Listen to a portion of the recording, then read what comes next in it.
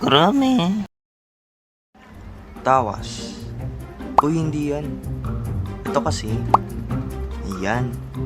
Alam nyo ba yung mga tatawas? Hindi ko alam kung ano yung iba pa nilang ginagawa, pero isi-share ko lang yung naranasan ko.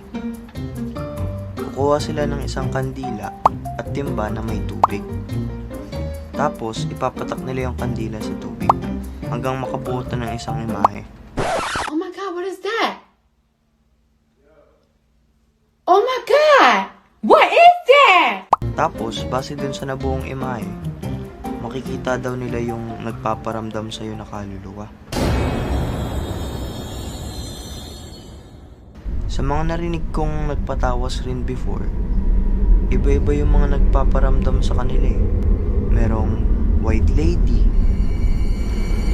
Nakita mo ba yung anak ko? Batang umiiyak. Kuya, nakita mo ba mama ko?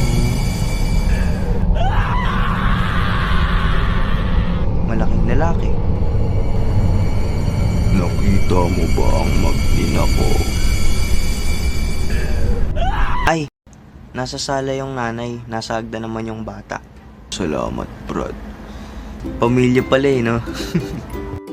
Ganyan yung kadalasang nakikita ng mga tatawas. Pero sa experience ko, iba eh. Tay, ano pong meron sa anak ko? Bakit kurap po siya ng kurap? Base sa nakita ko wala. Nakakain lang yan ng tira ng daga.